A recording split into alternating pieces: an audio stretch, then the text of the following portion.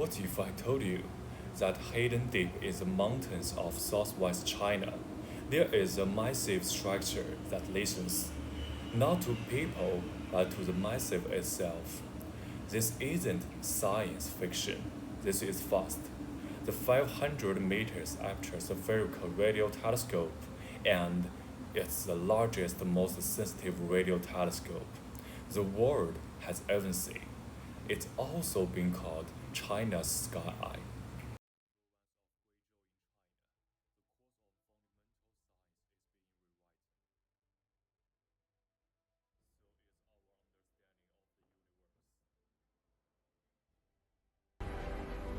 Here is a home to the world's largest single-dish radio telescope.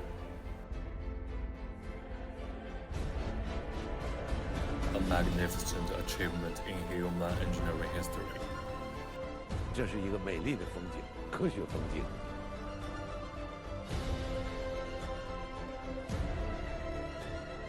First with its huge reflecting surface of 500 meters in diameter, is visible from space.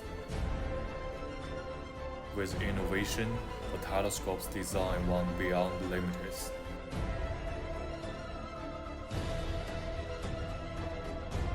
It uses 4,450 reflecting panels,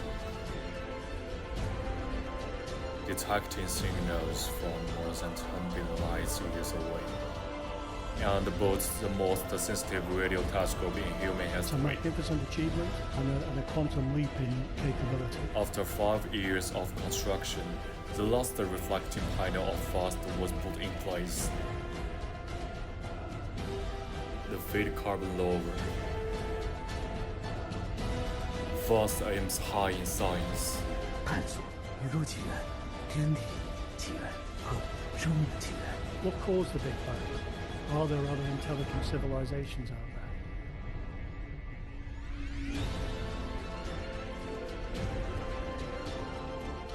Get ready to revolutionize your understanding of the universe.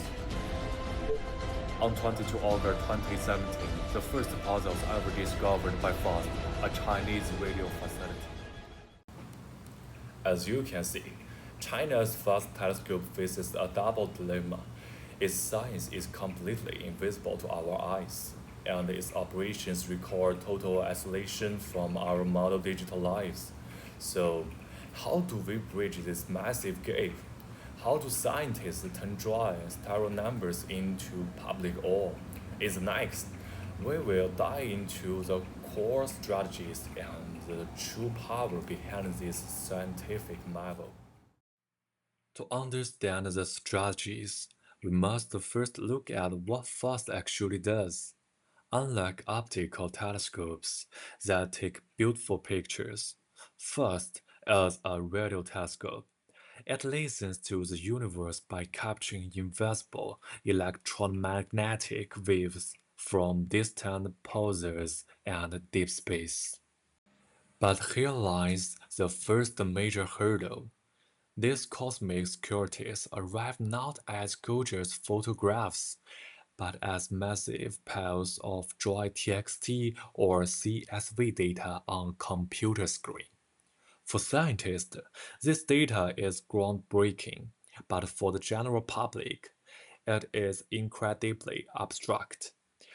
It's like asking you to listen to a grand symphony, completely blindfolded, and then expecting you to accurately draw in the sheet music. Making this data accessible requires innovative data visualization and creative storytelling. The challenge is about our daily life. To protect these weak signals from space, there is a strict rule around FAST. Within 5 kilometers, no one can use any electronic devices. This means smartphones, digital cameras, and smartwatches are all banned. Why? Because for FAST, a smartphone's signal is very loud. It's like someone playing loud drums right next to your ear.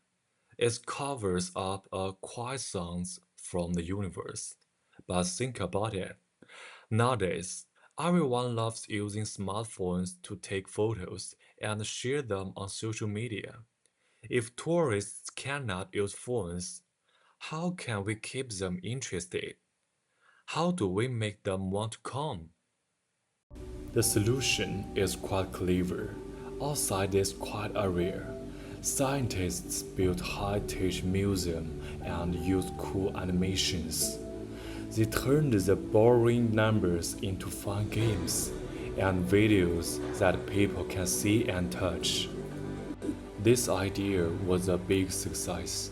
It attracted a lot of tourists to Pingtang in Guizhou, which helped local people make more money.